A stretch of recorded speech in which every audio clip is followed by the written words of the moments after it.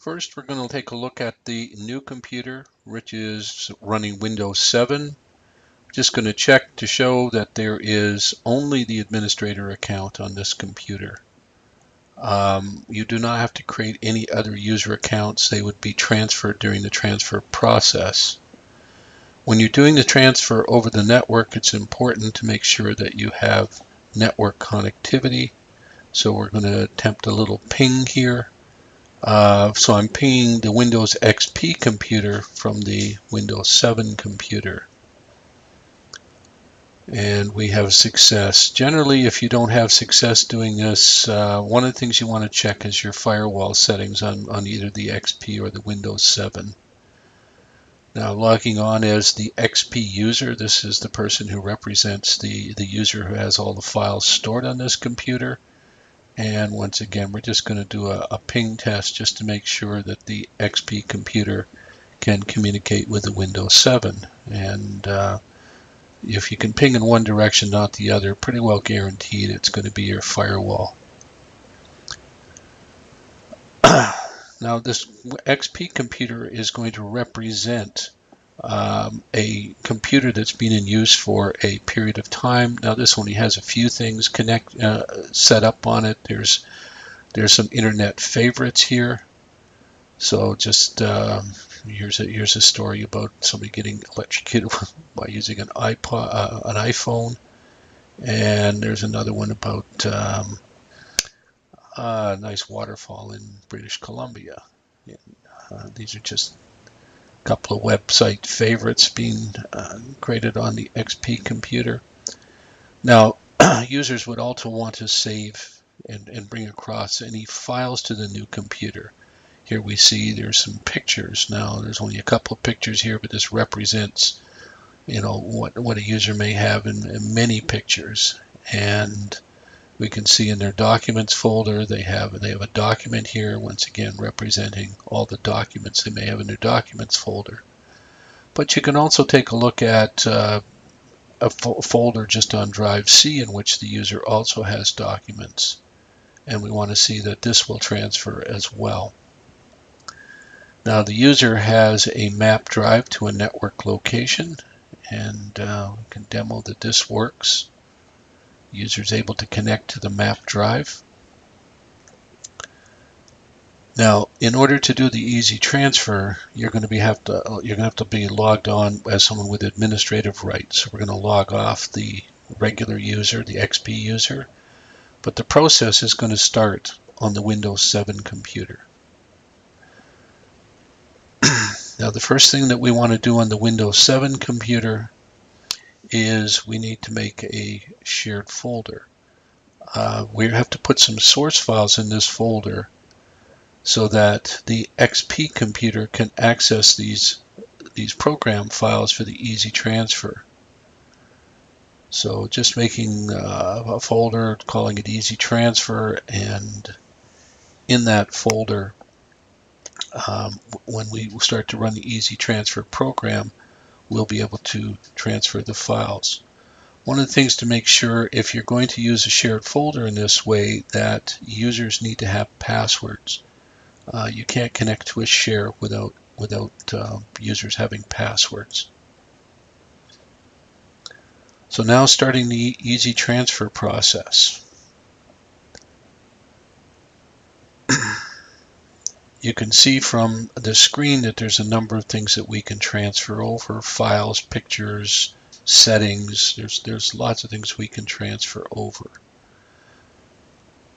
To do the transfer process, you can use a EasyTransfer cable, which is a USB cable. We can use an external drive, but we're going to use a simulated network connection between our two virtual computers.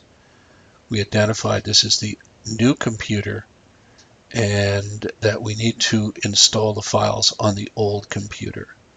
Now, once again, this can be done on a network share, external hard disk, or it could be done on a flash drive. So we're going to put this in the shared folder we just created,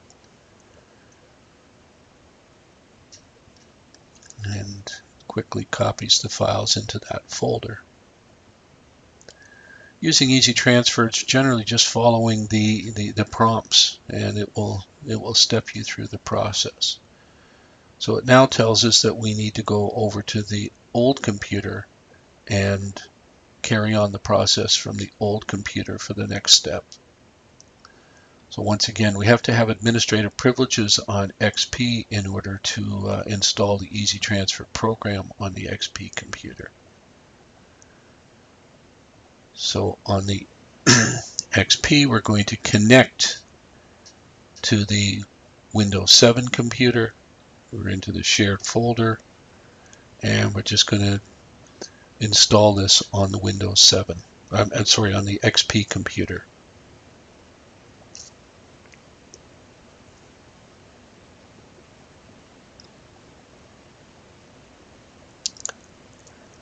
Once again, it tells us the types of things that we can transfer over. And because this is the Windows 7 transfer and you're running this on XP, it's going to only let us be the old computer. You can't go in the other direction with this program.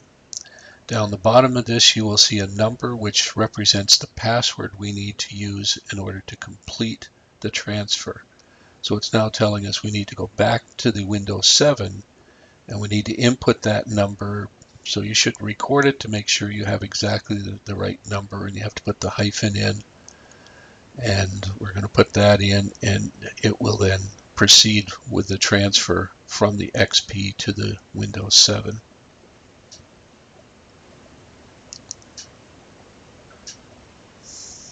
So it's connecting over the network, and now it's pulling information on any users who created on the XP. We have an administrator account and we have the XP user account.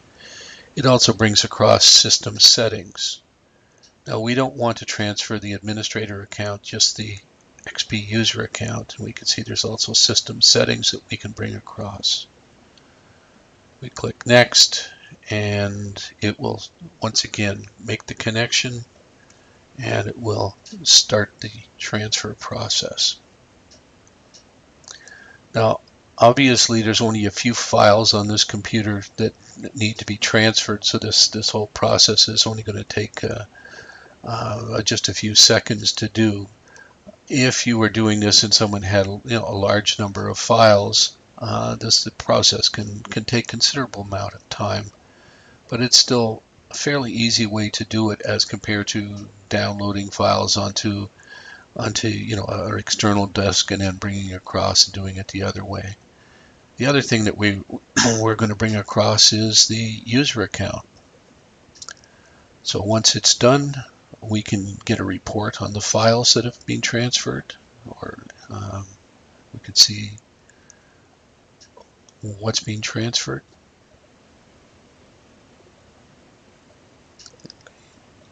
So list of the files. We can see which user's being transferred. We can also get information on programs that we may have to install on the Windows 7 to be compatible with what was on the XP computer. So it lists any programs that may be required.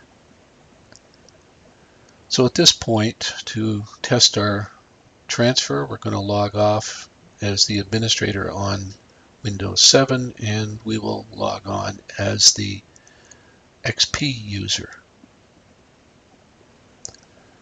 Now you'll notice that the password does not transfer. So it's going to prompt you not for the old password, but to create a new password. And I'll say the password's being created, and now it's going to create our desktop for us. So one of the things you'll find in this is that the passwords do not transfer during the transfer process. The other thing to be aware of is that it doesn't take anything off the XP computer. The user account and all the files exist on the XP computer as well. So now that we're logged on to Windows 7, we're going to just check to see whether we brought across our, first of all, our internet favorites.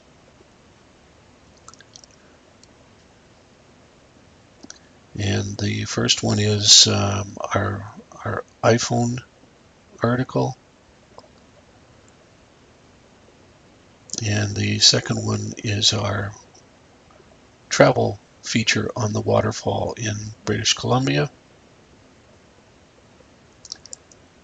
We're going to check to see that the pictures came across, and we can see that the pictures we had on XP have made the transition over to Windows 7. And let's check for files. And here's the file that we had in the Documents folder. We'll check on Drive C, and we'll see that the folder came across with the user's document in there. But once again, the passwords don't come across. So for the map drive, you're going to have, the first time you connect, you're going to have to re-put in your credentials, because once again, passwords do not transfer. So don't forget that before you dispatch your old computer, you might want to wipe the drive to get rid of any of the personal information for that user. So this will conclude the demonstration of the transferring of files from an old computer to a new computer.